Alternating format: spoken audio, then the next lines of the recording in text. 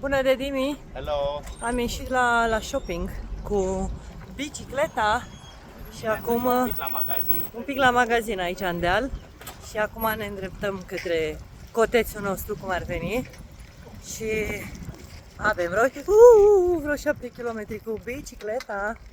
Haideți să-i dăm drumul. Să vedem copilașii. Venim mai târziu cu pachetele la copilași. Haide, enjoy!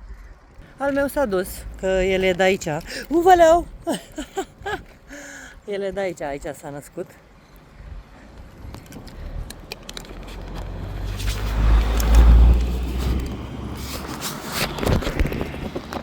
Să vedem cine iese. E un pic cam trafic.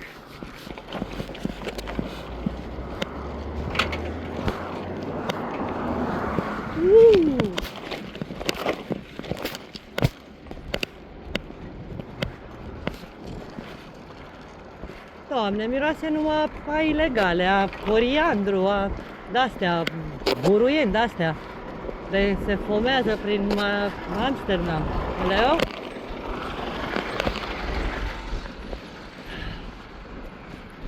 Pole, pole! Pole, pole!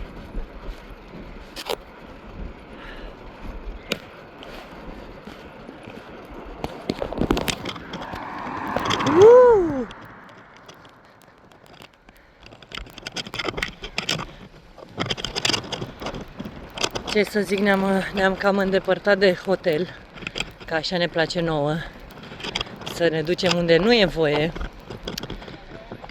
dar e frumos. Și încă o lecție, că mă plâng acasă, că nu am de aia sau vreau de cealaltă. Doamne, suntem foarte, foarte bogați, foarte bogați. O să trăim experiența cu copiii, că am niște hăinuțe și niște dulciuri. Să vedeți fericire. Hei, garson! Unde mergi, frate? Haide, frate, haide, pole, hai, bagă întâia.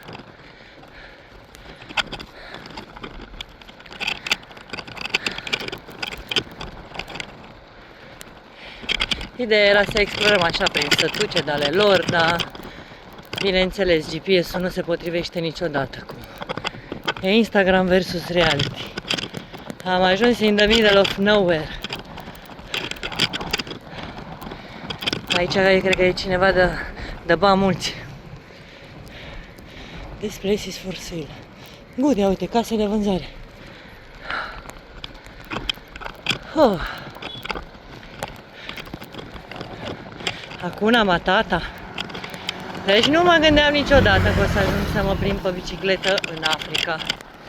Ce vedeam eu când eram mică, de-mi punea mama tot timpul la televizor, să mă uit la animăluțe, și acum să explorez așa pe picioarele mele, da, e altceva.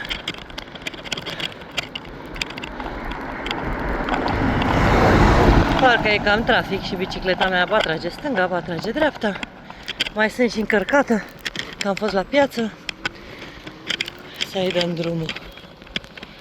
Hop, a oprit autobuzul.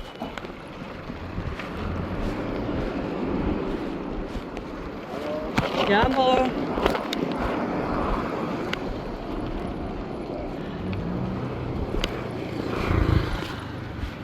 Nu mai știu dacă era Rafiki sau... Da, Rafiki. Jumbo! Jumbo Wana! Jumbo Rafiki, că Rafiki înseamnă prieten. Uite, ăștia au 7-Up.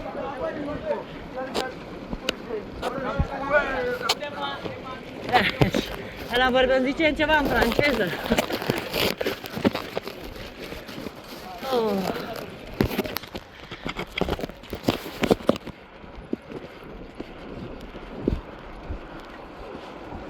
Mai ușor! Jumbo Wana! Misuri sana! Eu cânt pe două voci cu băieții din spate. Jumbo! Eram pe două voci cu băieții, mă susțineau din spate, eu vocea principală și... Ah, ce fain!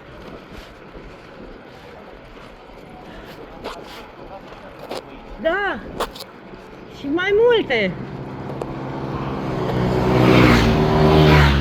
Ia uite băieți! Frații! Ideea e că noi ne-am dus iarăși la supermarket în ideea să găsim ale noastre, Pepsi, Cola, măști de față. Eu nu mai puteam aici în Africa, nu puteam să mai trăiesc fără măști de față, ca să vedeți cam cum stau lucrurile. Bineînțeles că erau două pe un raft și le-am luat eu și probabil mai au peste o lună, dar... Da, cred că frumos ar fi să mergem așa la gheretele astea ale lor. Da.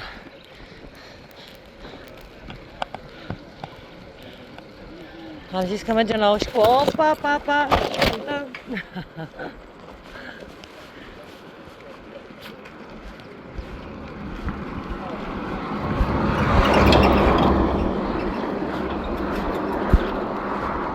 Geamă!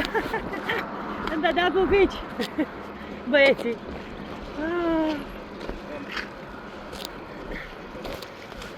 Ia uite ce fericit! Geamă! Geamă, geamă! Râdeam de Andrei, dar eu cred că m-am integrat perfect cu ăștia. No, sunt prietenii mei toți. Toți mă pupă, toți mă salută.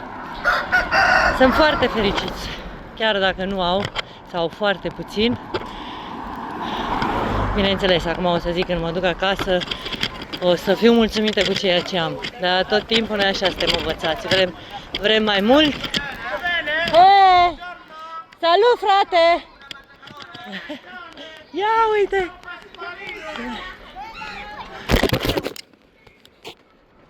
Ia stânga!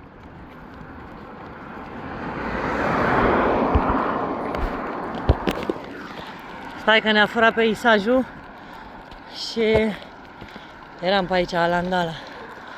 Doamne, deci copiii ăștia, deci nu mai îmi trebuie nimic, decât să vin în fiecare zi să-i văd pe copiii ăștia, să le dau, uite. Jumbo!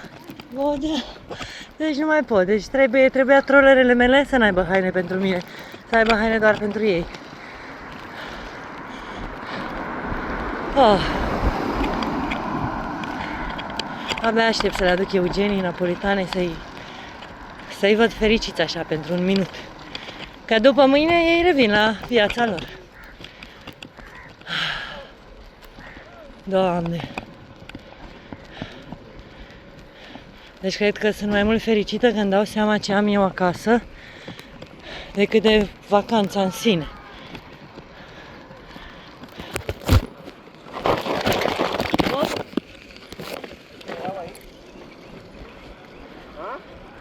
Nu, cred că mai încolo. Nu, că nu era școală.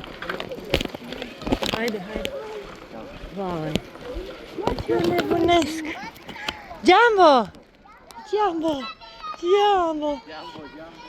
Vai!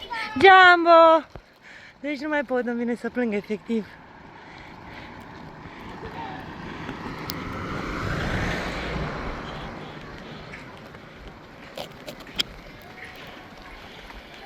Of!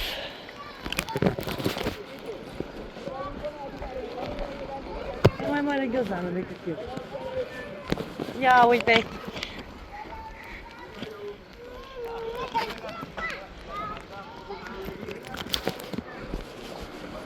Oh, Doamne! De aici erau, ia uite, Doamne! Jumbo! Come back! Cred că aici erau.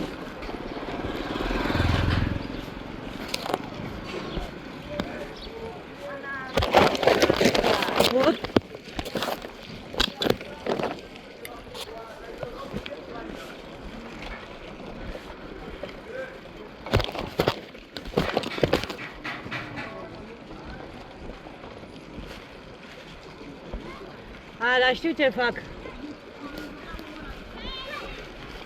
Hei!